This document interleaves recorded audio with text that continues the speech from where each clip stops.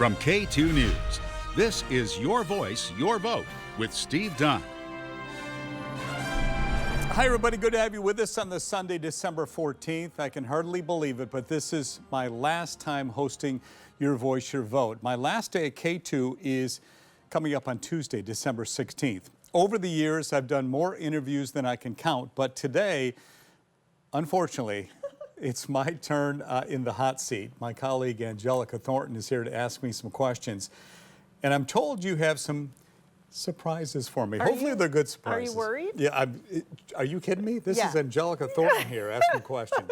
You're going to see some familiar faces today, and they have some burning questions they want you to answer. In fact, our first question comes from a guest that you have interviewed a lot. Let's take a look. All right.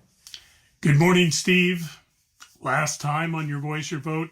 You know, I've looked at my stats. You and I have done 378 interviews over the years. That's like one a day for a year straight. And we've been on Your Voice Vote together about 100 times. So here's to the 101st. So a question for you. I'm a politics guy. Who's the most intriguing or interesting politician you've run into during your time here in the Portland area? Think about it. Over the past years you've been here, a barkeep becomes the mayor of Portland, Bud Clark. We have Speaker of the House becomes three-time mayor of Portland, Vera Katz. Congressman Wes Cooley in the 2nd Congressional District eventually flipped off the media. Then the big guns, you know, Bob Packwood, Mark Hatfield, Ron Wyden. You've dealt with people from national level down to local and state level. Who's the most intriguing or interesting politician? Wow. Into the archives. Wow. 378 times with Jim. That is absolutely incredible. So what do you say? And he still looks the same. He really does. I'm glad one of us does. Who's the most intriguing politician? I don't know how you'd ever pick it, but I'll tell you this. A number of years ago, I was sent downtown Portland to Pioneer Courthouse Square with a photographer, and they said there was a politician who was getting a lot of buzz at the time. They wanted us to go cover him. Turned out it was Bill Clinton. Wow. And he was in town, and so he got done. It was a fairly large crowd, and so he got done. The crowd kind of dispersed, and he's walking down the steps, and excuse me, can we interview you real quick? And he said, sure. So we sat on the steps talking to Bill Clinton. And just casually. Casually, and I was shocked at how he knew all the issues that were affecting Oregonians at that time. You know, there a lot of states in this country. He was prepared. He was absolutely prepared. But the funny thing was, he got done with our interview. He said, nice to meet you, Steve. Same with the photographer. Walked to his car, and by that time, there were a few people kind of surrounded around his car. And there was a young kid out there, and he had a football in the street. And so Clinton stepped out of the car, took his coat off, and started throwing a football with this man in the street. And I went, wow, this guy's got something. You could just tell. He was very intriguing, very charismatic, and of course the rest we know is history. And you, of course, went on to interview President Obama when he was running against Hillary Clinton when he came here, which was a huge interview too. So that says a lot. You've done a ton. Well, I've been very fortunate. When I was in college, in fact, I interviewed Jimmy Carter, which meant a lot to me, of course, at that time. And Condoleezza Rice when she was in town in Portland, and we sat in the lobby here at K2, did a long interview, and she was just delightful. So I've been fortunate, but also, you know, just talking to Jim Moore on a regular basis. You're right. It's been just tremendous. I learned so much from him every single time. All right, next, U.S. Senator Jeff Merkley and Oregon Senator Christine Drazan wanted you to answer the same question. Okay. Steve, thank you for your decades of service to Oregon, keeping us informed and connected to our elected officials. I've had the opportunity to answer your thoughtful questions countless times on Your Voice, Your Vote. Today, we switch roles, and I get to ask you a question. And my question is this: is there an interview that surprised you and changed your perspective? Steve, it's been a while since we've talked. I'm wondering, be honest, who did you vote for in the 2022 governor's race? Just kidding. On a more serious note, I want to know, in all of your 40 years of broadcasting, was there an interview that changed you, that you came away from that interview and it stuck with you all these years? It's a really good question. It's a tough question, it too, really considering how much you've done. Are you talking about the one that she asked me who I voted for? So I'm not revealing that. Never. I promise that. I don't think there was ever an interview that changed my perspective. Right. But I will tell you this. I remember when I interviewed Barack Obama, and I thought it'd be one of those that, because there were several reporters lined up waiting to interview him. And I thought it was going to be, he's going to crank out a couple of answers. Like canned and boom, answers, right. Canned answers. And it wasn't that way at all. And he was very, very kind. And he said at the end, because I said, he said, where do your parents live? And I said, they're back in Michigan. He says, okay. He says, what are their names? And I said, well, George and Judy Dunn. And he said, at the end of the interview, he said, hey, tell George and Judy I said hello. Good. All right? And I said, wow, that guy. And so he didn't really change my perspective politically, but it was just him being him was really kind of special to talk to. But every single politician I've ever interviewed kind of gives you something different, you take away from it. Well, and that says a lot about you as a journalist, Steve. You go into this open-minded without a preconceived bias. I mean, that's our job, right? Exactly, it is. And you try and, no matter who you're interviewing, you try and get both sides into it. Whether you're talking to a Democrat, you say, well, the Republicans say this about it. If you're a Republican, well, the Democrats don't like this. So you try and balance it out as much as you can every time. Yeah, that's why he's been hosting the show for so long. Okay, here's a question from one of the first people you ever interviewed on Your Voice, Your Vote. Okay. Hello, I'm Congresswoman Suzanne Bonamici, journalism major, represent Oregon's 1st Congressional District, and I'm here to say thank you so much to Steve Dunn for all you have done informing Oregonians over many years. We appreciate you. And now I get to ask you a question. Journalism has changed a lot since I was in school and since you started in the field. So my question for you is, what will it look like 10 years from now? Obviously, Steve, you don't have a crystal ball, but what's your best prediction for the future of journalism, the future of our industry, particularly TV news? Well, you'll own this TV station. Yeah, sure. 10 years from now. In all honesty, things are obviously changing in this business. We know that. A lot more people get their news on the phone. Yeah.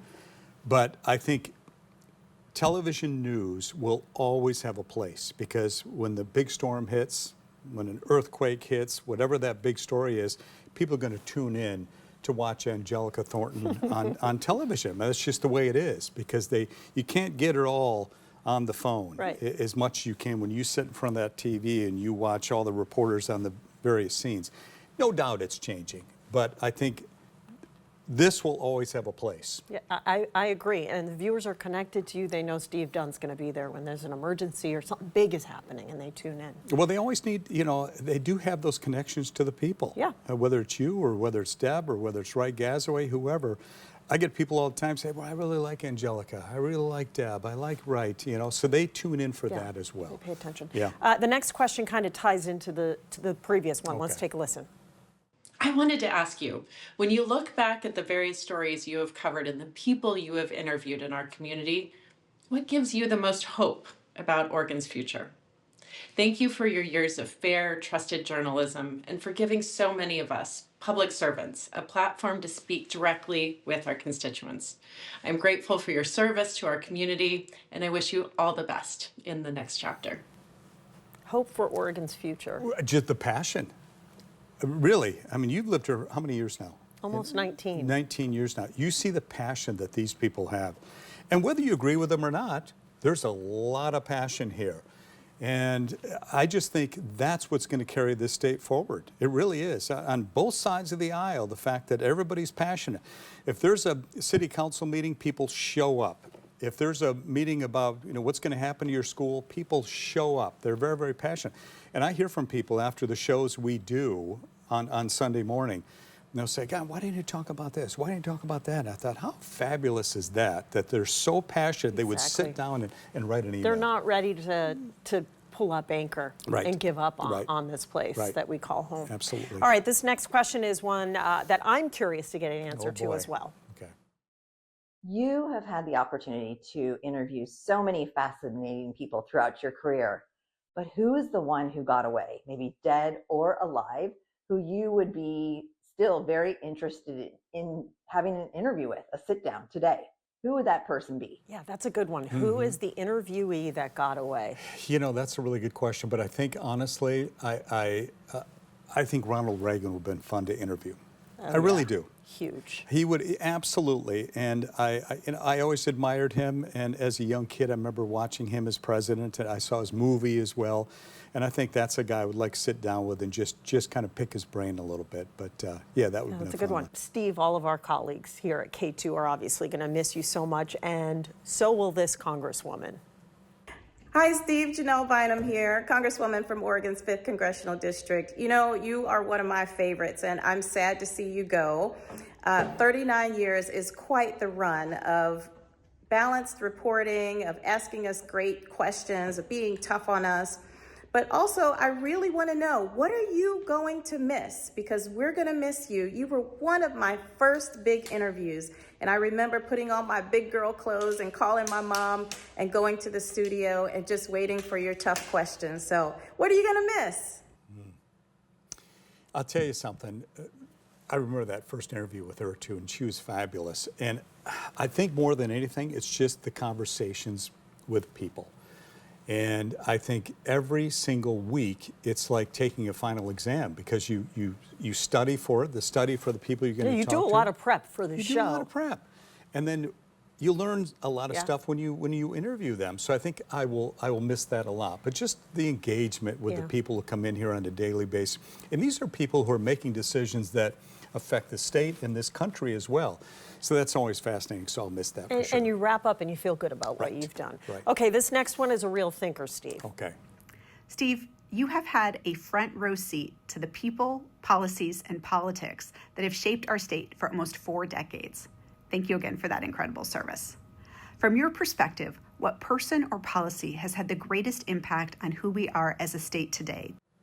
Good or bad? Yeah, right. No, I honestly can't think of one right now. I mean, as a whole, so many people have obviously pitched in over the years to make it better, and then some folks have made it not so great. Yeah.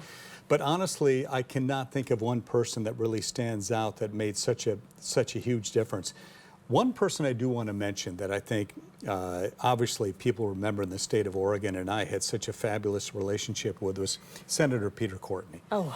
And I'd interviewed Peter so many times through the years, and the man would constantly talk about, policy and what needed to change and his effort, and really such a thinker, such an incredible thinker, and the guy was just so great for the state of Oregon, and unfortunately he passed away. And so funny and so dry. Oh my gosh, we had such a terrific relationship on air and off as well, but I think he had a huge impact. The only problem interviewing Peter Courtney was there was never enough time. Oh, absolutely. Right. No question about it. All right, this next question comes from a friend across the river. Okay.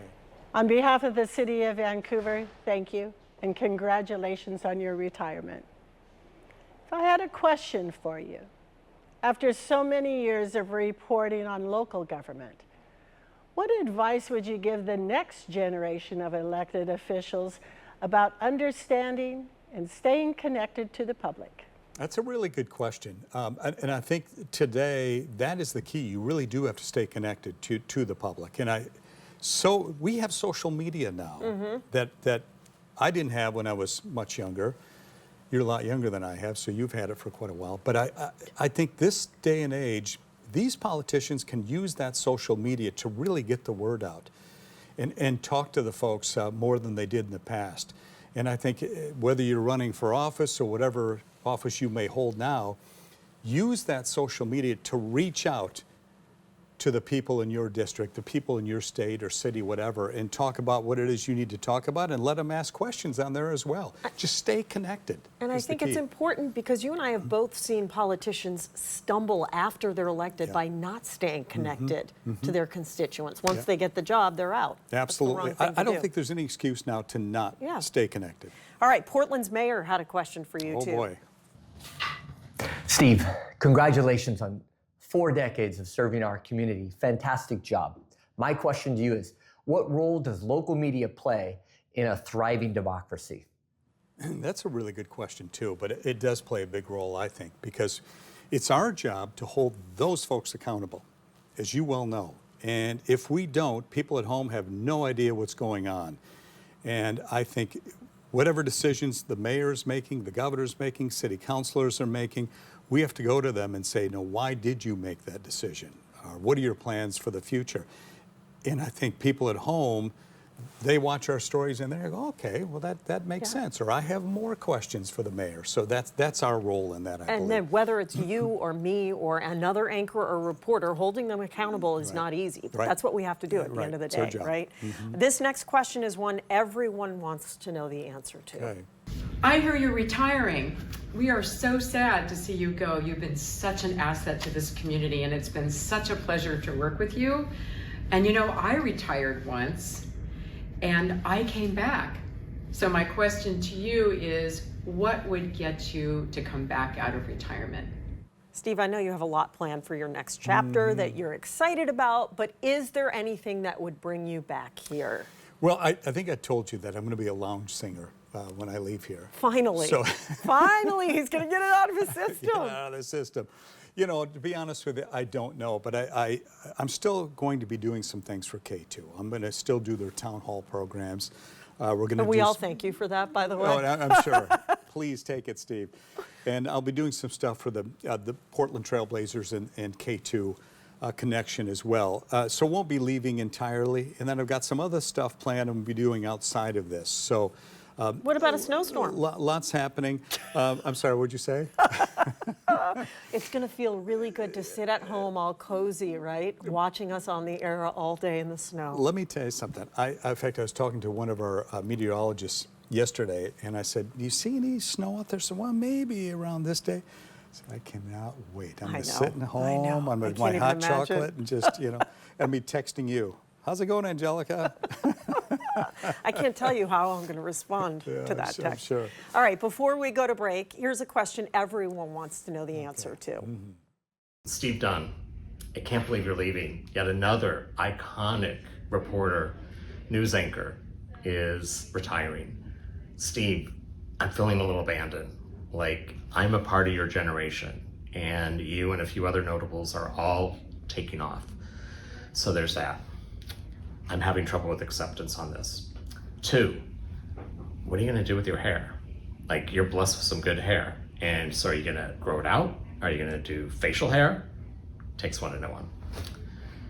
3, you know, Steve, you will be really missed. In all sincerity, thank you for serving the city of Portland for 4 decades, for delivering news and information because you love the city it came across. And truly, that's what we're going to miss about you. All right, beard, mustache, goatee. We got to know. Let me ask you this question. Have you seen what David Letterman looks like recently? Yeah. That's me. Really? That's it. Okay. How long is it going to take to grow that out? A couple weeks, I think. Right down to here, you're going to see it. No, you know, in all honesty, I don't know. I know I may go a couple of days without shaving or something. You did have like a Tom Selleck mustache in college, didn't you? I did have Tom Selleck. Nice. Back then when mustaches were in. But, so I don't know. We'll see. I may come back here down to here. Nice. We'll see what happens. Hey, I'm going to answer more of your questions. Is that right? After the break? Yep. Well, I'm getting sweaty in here. Steve in the hot seat. Down the heat. And welcome back to the program, everybody. I'm Steve Dunn, and man, am I sweaty in here. I'm Angelica Thornton, and I have another surprise for Steve. Some questions for you. So do some of our colleagues. My question to you, and I think I speak for the entire newsroom and probably all of our viewers, how dare you? No, seriously, full transparency. I've been doing this 29 years. A couple times I thought of getting out of the business because it's not easy. It takes a toll on your personal life. I took the LSAT practice test a few times, thought about getting an MBA. Yeah, you've been good at all those, by the way. Stuck with it. Is there anything else that you almost left news to do at any point? You know, I don't think, other than the singing deal. Other than the lounge singer thing? No, I don't think so. I've always enjoyed the business. I really have. I think we got pandemic time. Oh man, do I really still want to do this? And in all honesty, because it got really tough at that point. You remember that. I mean, driving to work and everybody else is staying at home, and we had to come in and talk about the this horrible thing that was happening to the world. That summer was nonstop. really tough, too, Very, 2020. Lots going on, Yeah. if you remember that time. But that's when I kind of took a pause and went, do I want to do something else? But then, you know, we got out of the pandemic and moved on. And then it just became, gosh, at some point in your life, you have to think, there's a small window, right? You get to be a certain age. If you want to try something else, Right. you have the good health to do it. So Your that's where I encore am. career. Well, we're Right. glad you stuck with it. Thank you, You kind of carried us through the pandemic. I don't know about that. Yeah, but- you did. All right, let's take a look at this next question from the one and only Rhonda Shelby. Hello, my friend. It's Rhonda here in the studio. I just wanted to say how much I'm going to miss your face around this building. We honor you today for the decades of work you've done, and I've been honored to be here as your colleague and beside you, and thank you for that. So the question I have for you is, what advice would you give the next generation coming into the broadcast news industry? And I hope to see you soon. Isn't she one of the kindest people you've ever known? I'm so lucky. Honestly. I'm so lucky. I've spent the past 10 years on the morning show with Rhonda. And She's she an never angel. changes. Never changes. She is who you see on the air. Absolutely, no doubt about that. Boy, advice now would just be, you know, get on that social media, get to know your counselors, your mayor, so on, and just get out there and get your story on here. Yeah. In a very big way, and just really learn about your community, because that's the key. It really truly is. You look at the young people coming in today, and the ones that know what's happening in the community and are good on the social media, those are the ones that are going places. That's how you get the story. You get out there and meet right. people, and you give out your card, and That's people it. call you, and they trust you. This next question comes from AM Northwest host Helen Raptis. Steve, Helen here. Congratulations on your retirement. How fantastic that you'll have much more time for yourself and, of course, your adorable and talented son, Logan. Now, you're truly going to be missed here at KATU. One thing everyone knows about you is that you are the king of puns. Your humor has brightened so many days, and it will definitely be missed without you. But I do have one question to ask. Who inspired your love of puns? Did you grow up with a dad who was always firing them off? Or let me ask you this, does Logan enjoy your punny side, or is he now at the age where he just rolls his eyes at you? Well, let me know. Congratulations again, Steve. Wishing you all the best in this next chapter. He's a teenager, so of course he rolls his eyes at you, but it's over the puns. It doesn't matter what I say to him. You know, hey, you want to, go get something to eat? The eye roll. God, Dad, you're so embarrassing. It's so embarrassing, no question about it. First of all, I don't know where the puns came from, to be honest with you. My mom has a tremendous sense of humor. Really, my dad does too. But neither one of them did puns. I think it's just something that came out of my brain at some point. And my whole family has rolled their eyes through the years, trust me. Mom, dad, brothers, and sisters. But definitely Logan, because I throw him on him. I test him. Okay, so is he picking that up from you? No, Not yet. he's really not. I think he knows better. Okay. But Yeah. but I will definitely throw one out to him, and he'll just go, "Oh man, oh man." Early 2007, first time I anchored with you. Yeah. I remember the first pun. When's the best time to buy a mattress? Spring. Spring. And I've heard it 1,000 times You've since used then. it a few times too. The next question comes from your co-anchor, Deb Knapp. Okay, here we go. Boy, Steve, we are so going to miss you here at KATU. Of course, you're known for your wit and your humor through the halls at KATU, but I want to know, this is my question for you. Who is your comedic idol? That was a simple one. Johnny Carson. I knew the answer to this one. 100%. Grew up watching. You talk about Johnny Carson all the time. I loved that guy. It was one of those deals where my parents knew how much I really idolized him. And so on Friday nights, on school nights, they'd let me stay up later to watch The Tonight Show, which was 11:30 at night. And I would just sit there and watch him and his movements and everything he said. And he was so good with kids and older people, and everybody that came on the program, and he was just sharp and quick-witted, and that's one guy I would like to have met at some point in my lifetime. In an alternate universe, is that your dream job? Yeah. You would have been great at it, Steve. Well, I don't know about that, but I just know that he was the king. Yeah, he was. Absolutely the king. So yes, definitely. You're so humble, Steve. All right, next we have a question from KATU investigative reporter Wright Gazaway, and this should be intense. Oh boy, here we go. Hey, Steve, can't believe it's your last show. Before I get to my question, I just want to thank you for your graciousness and kindness. Since the very first day I walked in the station more than 5 years ago, it's really meant a lot. I've learned so much from you, and hate to see you go, but I hope you enjoy your retirement. My question, two-part question for your hard-hitting question. One, what's your favorite tie that you own? And second, how much do you think you've spent on your tie collection? I'll hang up and listen. Oh, see, the joke behind this is he's already come to me and said, "Can I have all your ties?" So he'll never run out. No, I really have a lot of favorites. This is actually one of my favorites, but I don't know if I should say where I get my ties. Do you think it's okay? Yes. Okay. Cheapneckties.com is the place to go. And they're really cheap, right? $3-4, honestly. And you know how it is, we get makeup on our ties and everything else, and somebody told me about this website once, and I went there and I have not turned back. And then I turned right onto it. Dave Selesky, several other people in the newsroom, and are now on cheapneckties.com. It's a place to go. And you look like $1 million, by the way. I don't know All about right, that. there seems to be a fascination with your neckties, too. Yeah. Someone else wants them. Take a look. Okay. Hey, Steve. Nigel Jacobs from the Oregon Journalism Project. I want to congratulate you on a fantastic career. I want to thank you on behalf of Oregonians for your service to journalism. It's been an honor and a pleasure to appear alongside you the past decade or two on KATU. I also want to ask you a question on your way out the door. What are you going to do with all those neckties?